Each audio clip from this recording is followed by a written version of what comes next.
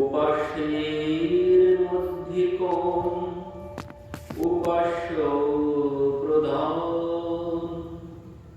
শ্রেষ্ঠ উপাস্য যুগল রাধা কৃষ্ণ নাম। মুক্তি ভক্তি বাঞ্ছা যেই কাহা দোহার গতি। স্থাবর দেহে দেবী দেহে জয়ছে অবস্থিতি। মহাপ্রভু প্রশ্ন করলেন, উপাস্যের মধ্যে কোন উপাস্য প্রধান?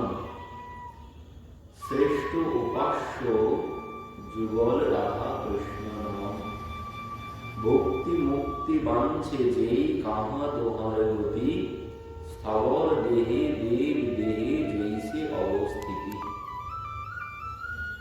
কি বলছে? উপাস্যের মধ্যে কোন উপাস্য প্রধান? উপাসনা, কোন উপাসনা শ্রেষ্ঠ, মানে কিসের উপাসনা সর্বশ্রেষ্ঠ? তো সেখানে কি বললেন রামানুজাচার্যজি? শ্রেষ্ঠ উপাস্য যুগল রাধা কৃষ্ণ নাম।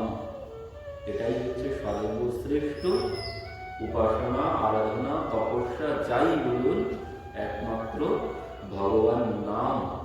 নামই হচ্ছে সর্বশ্রেষ্ঠ উপাসনা। এই নামের উপাসনা হচ্ছে কলিযুগের সর্বশ্রেষ্ঠ উপাসনা। এই নামের দ্বারাই সব কিছু লাভ করা যায়। এই নামের উপাসনা কেন শ্রেষ্ঠ? কারণ বলছেন, নামের মধ্যেই, নামের থেকেও অন্ত में निकला देह परिणाम। हरि से बड़ा हरि का नाम। এই নামই হচ্ছে ভগবানের থেকেও তার নাম সর্বশ্রেষ্ঠ। আর এই নাম কি করে? নাম নময়তি ইতি নামঃ, মানে নাম নামীকে নামিয়ে নিয়ে আসে।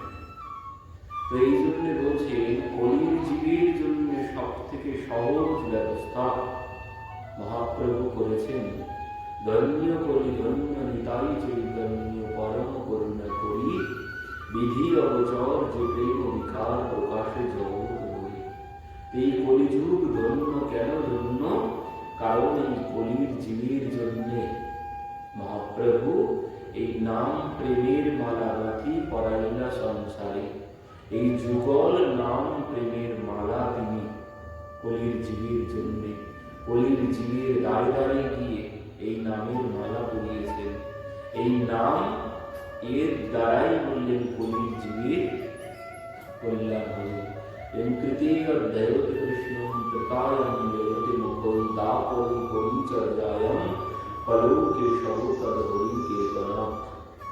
সত্য ত্রেতা দাপরে ধ্যান করে যে ফল লাভ হয়েছিল, যজ্ঞ করে যে ফল লাভ হয়েছে, পূজন করে যে ফল লাভ হয়েছে, বললেন সেই ফল লাভ হবে শুধুমাত্র বসে বসে ভগবান নাম উচ্চারণ করবে। এই নামের দ্বারাই কলির জীব সব কিছু খাইতে শুইতে যথা তথা নাম লয়। দেশ কাল নিয়ম নাস্তি সর্বসিদ্ধি হয়। এখানে কোনো দেশ কাল নিয়ম নাস্তি, কোনো নিয়মেরও বিধি বিধান এই নামের মধ্যে কোনো নিয়মের বিধি বিধান নেই। কেন নেই? কারণ কলির জীব পারবে না। কলির জীবের দ্বারা নিয়ম নিষ্ঠা সম্ভব নয়। কলির জীব নিয়ম নিষ্ঠা পালন করতে পারবে না। কলির জীবের মধ্যে কোনো পবিত্রতা জ্ঞান নেই। যেখানে সেখানে চলতে চলতে খাওয়া দাওয়া করে বসে থাকি আমরা। হাত ধোয়া আগে লাগে না, পরে লাগে না। এদের দ্বারা কোনো কিছু মঙ্গল করানো সম্ভব নয়। কলির জীবের জন্য যদি ওই বৈদিক নিয়ম দেওয়া হয়, বৈদিক নিয়ম যদি দেওয়া হয়, তো কলির জীব কোনো নিয়ম পালন করতে পারবে না। কোনো নিয়মের মধ্যে কলির জীব আসতেই পারবে না। তো এই জন্য মহাপ্রভু দেখলেন, তাহলে কলির জীবের উদ্ধার কি করে হবে? কলির জীবের যে অবস্থা, এরা কোনো কিছু এদের দ্বারা তপস্যাও করতে পারবে না, এদের দ্বারা পূজারও সম্ভব নয়। কলির জীব পূজাও করতে পারবে না, কলির জীব যজ্ঞ করতে পারবে না, কলির জীব তপস্যা করতে পারবে না, কারণ তপস্যায় মন লাগে। যজ্ঞ করতে গেলে অর্থের প্রয়োজন, তারপরে যে সমস্ত সামগ্রীর প্রয়োজন, কলিযুগে কোনো কিছু পাওয়া যাবে না, সব জায়গায় ভেজাল লেখা। তো কলিযুগে যজ্ঞও সম্ভব নয়, তো কলিযুগে পূজা করাও সম্ভব নয়। কেন? বলছেন যে পূজা যে করবো, কলির জীব হচ্ছে সংকীর্ণ মন, এদের মন বড় ছোট। এই কার জন্য কলির প্রভাব? কলির প্রভাবে কলির জীবের মন বড় সংকীর্ণ, এরা পূজাও করতে পারবে না। বাজার করতে গেলে ভগবানের জন্য বস্ত্র গামছা কিনবে, সব থেকে যেটি কম দাম, 5 টাকা থাকলে যদি গামছা হয় তো খুব ভালো হয়, 10 টাকা 20 টাকা দামে যদি কাপড় হয় তো খুব ভালো হয়। ও তো ভগবানের জন্য, ও তো ব্রাহ্মণ নিয়ে যাবে, সব থেকে যেটি কম দাম সেটি কিনবে কলির জীব। তো এই জন্যে এই পূজায় কোনো লাভ হবে না। এই যে আমরা দান করব ভগবানের উদ্দেশ্যে, আগেই আমাদের মন ব্রাহ্মণ নিয়ে যাবে। ও যত ছোট হবে ততই, যত দাম কম হবে ততই মঙ্গল হবে। তো এই জন্য, এই যে মানসিকতার জন্য আমরা কোনো পূজার ফল লাভ করতে পারবো। আমাদের মধ্যে এই মানসিকতা নেই যে আমি যদি কিছু দিতে চাই পূজায়, যে মাকে, ভগবানকে দেব, মাকে দেব, তো সেটি যেন মা করতে পারে। আগে তো সেই ভাবনা চাই। যদি সেটি কোনো কাজেই না লাগে, আমরা অনেকে দানও করি, ছোট্ট ছোট্ট দেখে 6 হাত ধুতি, টেলিফোনের 6 হাত ধুতি, ও দান করে কোন লাভ হবে? ওতে কোনো লাভ হবে না, কিন্তু ওতে আরো লস হবে। আমি যখন দান করে দিলাম, যাকে দান করলাম, সে যখন বাড়িতে নিয়ে গিয়ে দেখবে 6 হাত ধুতি কোনো কাজেই আসবে না, তখন সে মনে কষ্ট পাবে, আর ওই কষ্টটা সব তোমাকেই ভোগ করতে হবে। তো এই জন্যে এমন দান করে কোনো লাভ হবে না। দান যদি করতে হয়, যাকে দান করব সেটি যেন তার কাজে লাগে, তার মনটা যেন খুশি হয় আমার দান গ্রহণ করে। আমি দান করলাম, সে কোনো খুশিই হলো না, তাহলে আমার কোনো লাভ হলো না। তো এই জন্যে পূজার ক্ষেত্রে, দানের ক্ষেত্রে বিচার করে করতে হয়। যেমন নিজে সর্বক্ষণ নিজের জন্য ভালোটা দেখি, নিজের জন্য ভালোটা দেখি, অন্যের জন্য, ভগবানের জন্য সব থেকে ছোটটা দরকার। ওতে কোন লাভ হবে? নিজের মতো করে ভগবানের সেবা কি হবে? নিজের মতো করে যদি অনুভব থাকে তাহলে পূজা হবে, না হলে পূজা করে কোনো লাভ হবে না। কিন্তু আমরা তো এইভাবে কলির জীব পারবো না, নিজের মতো করে পূজা করতে পারবো না আমরা, আমাদের দ্বারা সম্ভব নয়। ওই মীরাবাইয়ের ভাই সম্পর্কে জয়মাল ভগবানের জন্য, মন্দির তো আছে ভগবানের, আলাদা ঘর বানিয়েছে একটা ভগবানের জন্য, আর সেই ঘর বানিয়ে সুন্দর পালঙ্কের ব্যবস্থা করেছে শয়নের জন্য, ভগবানের জন্য। মন্দির কিন্তু আলাদা ঘর বানিয়ে, সেখানে সবকিছু ব্যবস্থা আছে, আলাদা করে একটি ঘর বানিয়েছেন, বানিয়ে সেখানে পালঙ্কের সুন্দর ব্যবস্থা ঘরের মধ্যে। কি জন্যে?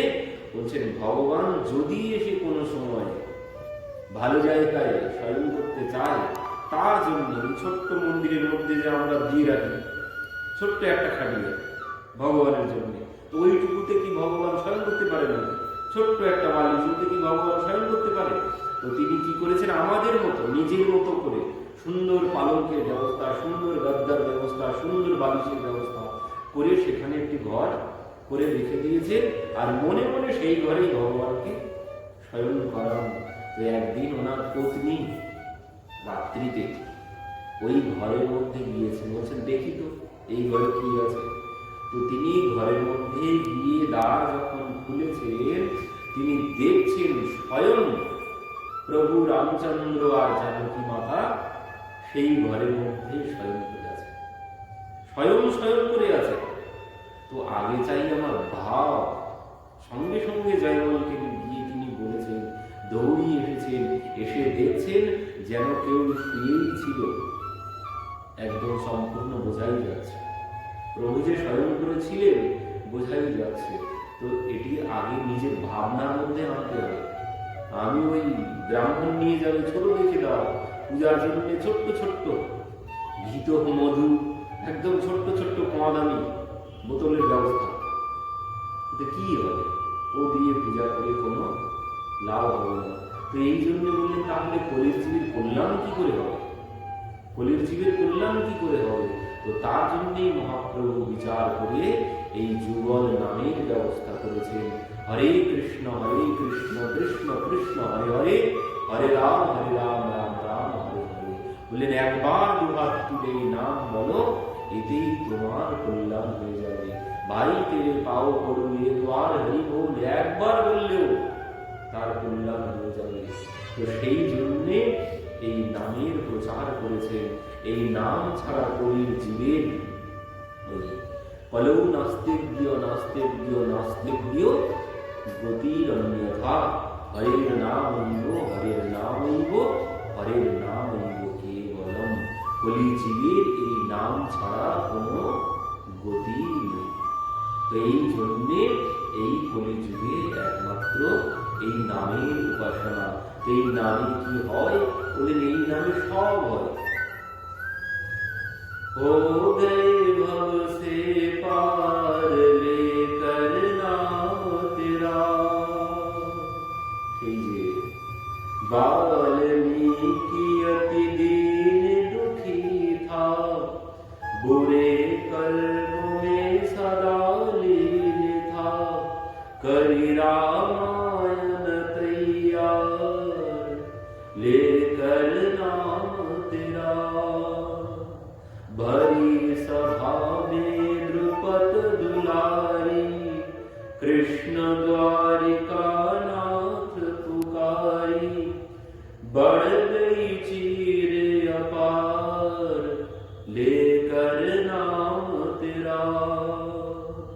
तो এই নামের মহিমা বলছেন। সেই ভারী সভা, সেই সভায় কৌরবদের সভায় যখন সেই দ্রৌপদী দ্বারিকা নাথ বলে যখন ভগবানকে ডাক দিয়েছেন, সঙ্গে সঙ্গে ভগবান তার লজ্জা নিবারণের জন্য সেই বস্ত্রের ব্যবস্থা তিনি সঙ্গে সঙ্গে করে দিয়েছেন।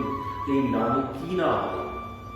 এই নামে কি না হয়? বাল্মীকি তিনি এই নামের দ্বারা তিনি ভগবানের সমান হয়ে গেছেন। তো এই নাম এই জন্যেই বললেন কলির জীবের জন্যে এত সহজ ব্যবস্থা করা হয়েছে, সম্পূর্ণরূপে সহজ ব্যবস্থা করে দেওয়া হয়েছে এই কলির জীবের জন্য। ওই সেই দীনহীন যত ছিল হরি নামে উদ্ধারিল, দীনহীন যত ছিল হরি নামে উদ্ধারিল, তার সাক্ষী জগাইয়ার মাধাই, তার সাক্ষী জগাইয়ার মাধাই। এই নামে বলছেন ওই যত পাপী তাপী ছিল, দিনহীন যত ছিল, সবাই উদ্ধার হয়ে গেছে। তো আমিও উদ্ধার হয়ে যাব এই নামের উপাসনায়। এই জন্য একমাত্র কলির জীবের এই উপাসনা, যুগল রাধা কৃষ্ণ নাম, ভগবানের নামের মধ্যে এমন শক্তি আছে। ওই যে সেই চার চোরের একটি গল্প ছিল না, চারজন চোর তারা কি করে, চুরি করে, রাস্তায় তারা দাঁড়িয়ে থাকে, চারজন চার জায়গায় দাঁড়িয়ে থাকে, আরেক জায়গায় আরো তার দলবল থাকে। তো তারা কি করে, রাস্তা দিয়ে যদি কেউ যায়, মানে রাস্তার মোড়ে মোড়ে একজন করে বসে থাকে। তো একজন একজন করে যে প্রথম বসে থাকে সে সর্বক্ষণ, যদি কেউ লোকজন আসে, যদি কোনো লোকজন আসে তার কাছে মালপত্র আছে, এমন ব্যক্তি যদি আসে, সে সঙ্গে সঙ্গে নারায়ণ বলে উঠবে, জোরে চিৎকার করে উঠবে, নারায়ণ বলে চিৎকার করে উঠবে। আর এই চিৎকার শ্রবণ করবে দ্বিতীয় ব্যক্তি, যেই চিৎকার শ্রবণ করতে পারবে যে নারায়ণ নাম করেছে, মানে একজন আসছে, এবার সঙ্গে সঙ্গে সে সাবধান হয়ে যাবে। এবার তার কাছে সেই ব্যক্তি যখন এসে যাবে, তখন সে তাকে খুব ভালোভাবে দেখে শুনে সে নাম করে, তখন সে কি বলে, দামোদর দামোদর বলে চিৎকার করবে।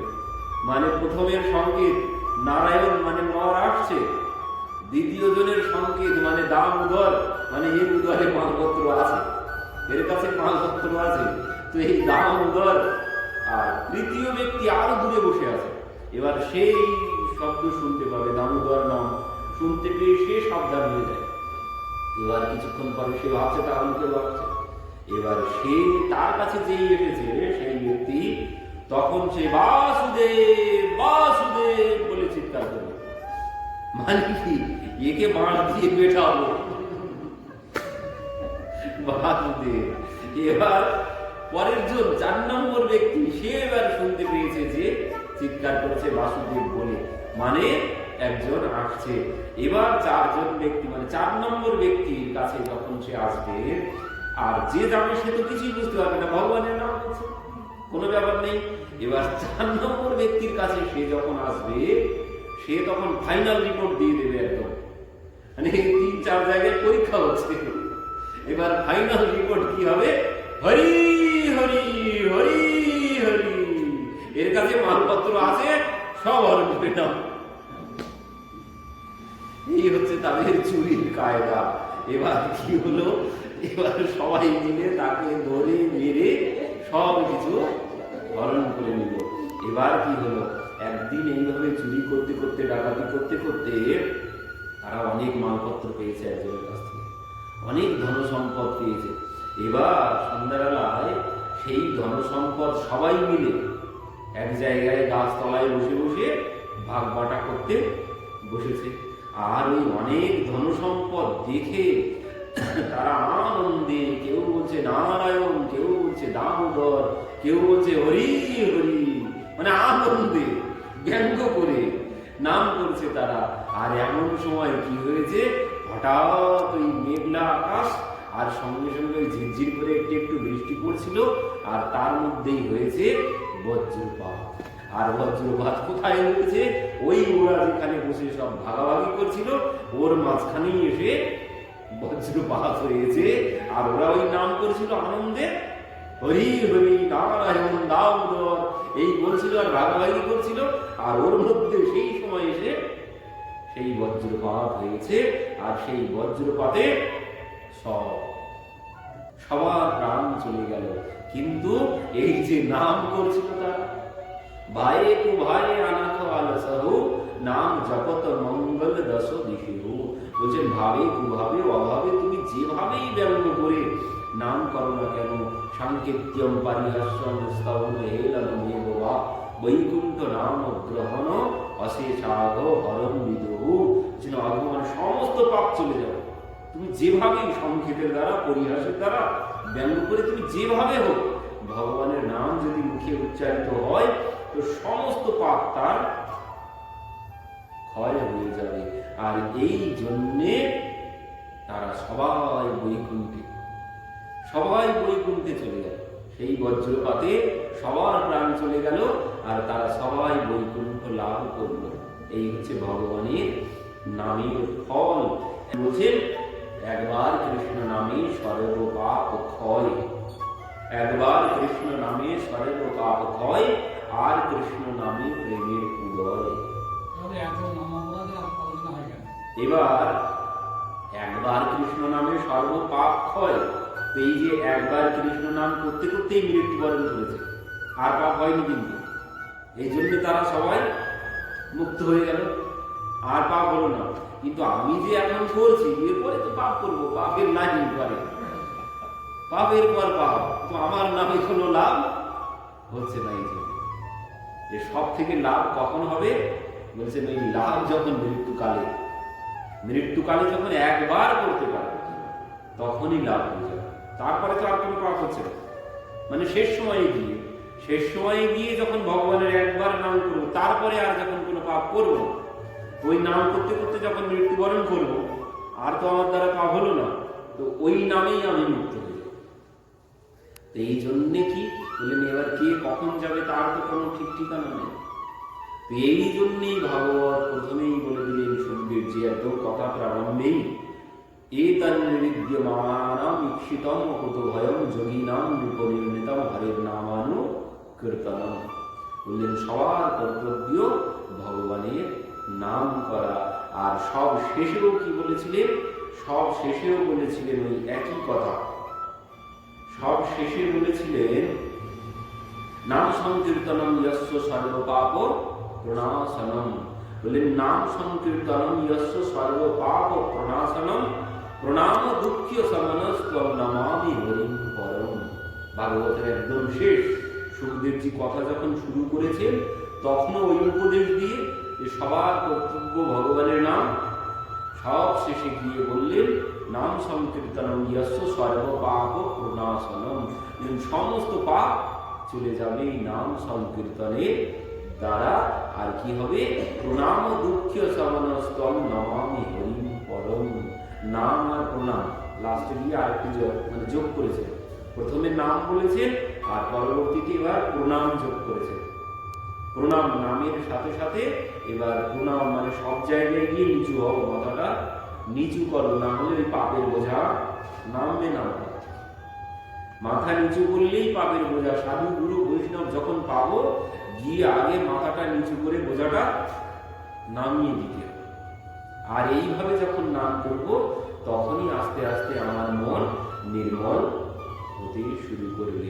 তো এই জন্য বললেন কলির জীবের সব থেকে সহজ বিধান, কলির জীবের জন্য সব থেকে সহজ পথ দেওয়া হয়েছে যে এদের দ্বারা অন্য কোনো কিছু সম্ভব হবে না। তো এই জন্যই যুগল রাধা কৃষ্ণ নামই হচ্ছে কলির জীবের একমাত্র উপাসনা। এই নামের দ্বারাই কলির জীব সব কিছু পেয়ে যাবে। তার যত বললেন জাগতিক কোনো চাওয়াও যদি থাকে তাও সে লাভ করবে এই নামের মধ্যে দিয়ে। তার কত কত প্রমাণ আছে নামের মহিমাতে, অনেক প্রমাণ আছে, আমরা আগেও শ্রবণ করেছি। সেই একজন ব্রাহ্মণ আর ব্রাহ্মণী চলে গিয়েছিলেন বৃন্দাবনে নিজের পুত্রকে জঙ্গলের মধ্যে ছেড়ে নাম নাম করতে করতে। তো সেই 20 বছর পর ব্রাহ্মণী বলছেন ছেলেকে বড় দেখতে ইচ্ছে করছে। জঙ্গলের মধ্যে ছেলেকে ছেড়ে চলে গেছিলেন। 20 বছর পর যখন বলছেন যে ছেলেকে দেখতে ইচ্ছে করছে, তো ব্রাহ্মণ বলছে তাহলে চলো যাই। কোথায়? যেখানে ছেলেকে রেখে এসেছিলাম। তো বলছেন এখন আর গিয়ে কি হবে সেই জঙ্গলের মধ্যে, এখন গিয়ে কি হবে, মানে চলো না যাই। ব্রাহ্মণের বিশ্বাস ছিল, ব্রাহ্মণের বিশ্বাস ছিল না, তার নামের উপরে সম্পূর্ণ বিশ্বাস ছিল। তিনি ছেড়ে চলে গেছেন, কিন্তু ব্রাহ্মণের মনে বিশ্বাস ছিল না। তো ব্রাহ্মণকে নিয়ে এসেছেন, বলছে চলো যাই না। তো এসেছেন, এসে দেখছেন সেই জঙ্গল আর নেই। কি হলো? সেখানে বড় মন্দির বানানো। তো ব্রাহ্মণের কাছে জিজ্ঞাসা করছেন এখানে মন্দির কি করে হলো? এখানে তো 20 বছর আগে জঙ্গল ছিল। তো বলছেন এখানে মন্দির আমাদের রাজা বানিয়েছে। তোমাদের রাজা মন্দির বানিয়েছে? মন্দির বানানোর আর জায়গা পেল না, এখানে কেন মন্দির বানাতে গেল? তখন সমস্ত ঘটনা খুলে বললেন যে এই কারণে আমাদের রাজা এখানে মন্দির বানিয়েছেন। কেন? বলছেন আমাদের রাজার কোনো সন্তান ছিল। তো একদিন রাত্রিতে স্বপ্নে দেখেছেন যে ওই ভোরবেলা উঠেই তিনি পথ চলতে শুরু করেছেন। চলতে চলতে সম্মুখে তিনি যাকে দর্শন করেছেন তাকেই নিয়ে তিনি বাড়িতে এসেছেন। আর সেই হয়েছে পরবর্তী রাজা। আর সেই রাজা মানে নূতন রাজা, তিনি এখানে মন্দির বানিয়েছেন। কেন মন্দির বানালেন? বলছেন তাকে মহারাজ এইখানে পেয়েছে, তাকে মহারাজ এইখানে পেয়েছিল। ব্রাহ্মণ শুনে সব বুঝতে পেরেছেন। ব্রাহ্মণীকে বলছেন বুঝতে পেরেছ কিছু? ব্রাহ্মণী এখন কিছু বুঝতে পারে। ব্রাহ্মণ ঠিক বুঝতে পেরেছেন। তো বলছেন তোমাদের রাজার সাথে দর্শন হবে? হ্যাঁ হবে, আমাদের রাজা প্রত্যেক দিন এখানে আসেন সন্ধ্যাবেলা ভগবানকে দর্শন করতে, প্রণাম করতে। তো সবাই দাঁড়িয়ে আছেন, পিতামাতা তারাও ব্রাহ্মণ ব্রাহ্মণী দাঁড়িয়ে আছেন। দেখছেন সেই ছেলে, ব্রাহ্মণ আগে চিনতে পেরেছেন সেই ছেলে এসেছেন, সে এখন রাজা হয়েছে। সে সন্ধ্যাবেলা যত ভক্তরা আসে সবাইকে দান দক্ষিণা করেন। তো সবাইকে দান দিচ্ছেন। ব্রাহ্মণ ব্রাহ্মণীকে বলছেন দেখতে পেরেছো, তোমার ছেলেকে চিনতে পেরেছো? এই হচ্ছে তোমার ছেলে। আর যেই বলেছেন ব্রাহ্মণী হাউ হাউ করে কাঁদতে শুরু করেছে। তারাও দান গ্রহণ করলেন না, নিজের ছেলের কাছ থেকে দান নিয়ে চলে আসছেন। ব্রাহ্মণী গিয়ে বলতে যাচ্ছিলেন, ব্রাহ্মণ বললেন না, একদম না, কোনো পরিচয় দিতে হবে না। সেখান থেকে ব্রাহ্মণীকে নিয়ে চলে আসছেন আর বলছেন, দেখো আমার মতো ভিখারি ব্রাহ্মণ, আমি সর্বক্ষণ ভগবানের নাম করে বেড়াই, আর আমার ছেলে আজ রাজা হয়েছে। কোনোদিন সম্ভব? কোনোদিন সম্ভব? শুধু ভগবানের উপরে নির্ভর করে, ভগবানের নামের উপরে ভরসা করে ছেলেকে আমরা এখানে ছেড়ে চলে গিয়েছিলাম, তাই আমাদের ছেলে আজ রাজা হতে পেরেছে। কোনোদিন আমার দ্বারা সম্ভব ছিল না। তো কিসের জন্য হলো? এই নামের জন্য। এই নামে সর্বসিদ্ধি হয়, এই নামে কোনো কিছুর অভাব থাকে না। তো এই নামে বললেন, এই নামের জন্য কোনো নিয়ম নিষ্ঠা কোনো কিছু লাগবে না, তুমি যখন তখন এ নাম করতে পারবে। এই নামের জন্য কোনো নিয়ম বাধা নেই, কোনো নিয়ম নেই, যখন তখন নাম করা যাবে। মহাপ্রভু বাহ্যে গিয়ে জীব কামড়ে গিয়েছিলেন, সেই গোপাল তুমি জীব কামড়ে গেছো কেন? বলছেন, আমি এখন এই অপবিত্র জায়গায় বসে বসে নাম যদি বেরিয়ে যায়।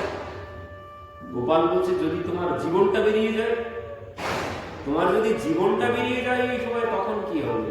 তখন মহাপ্রভু বলছেন, গোপাল তুই আজ থেকে আমার গুরু, জগৎকে শিক্ষা দেওয়ার জন্য যে নাম সর্বত্র সর্বক্ষণ বসে বসে নাম করতে হবে। এই নামের দ্বারাই করেছি পায়ে না কাই গতি পতিত পাবন নাম ধরে শুনো সাধন। অন্য কোনো গতি নেই নাম ছাড়া। তুলসীদাসজি বলছেন, সর্বক্ষণ নাম করতে থাকো। বদমাইশ মনকে বোঝে, বদমাইশ মন তো চায় না, মন এতই বড় এই নাম করতে চায় না। তো বলছে, ওরে বদমাইশ মন, সর্বক্ষণ এই নাম করতে থাকি, ছাড়া কোনো গতি নেই, করতেই হবে, বাধ্যতামূলক, বাধ্যতামূলক করতেই হবে। তুই এই ভেবে করতে শুরু কর। এই জন্য বলছেন, জীবের সর্বশ্রেষ্ঠ উপাসনা যুগল রাধা কৃষ্ণ নাম। পরবর্তী প্রশ্ন মহাপ্রভুর,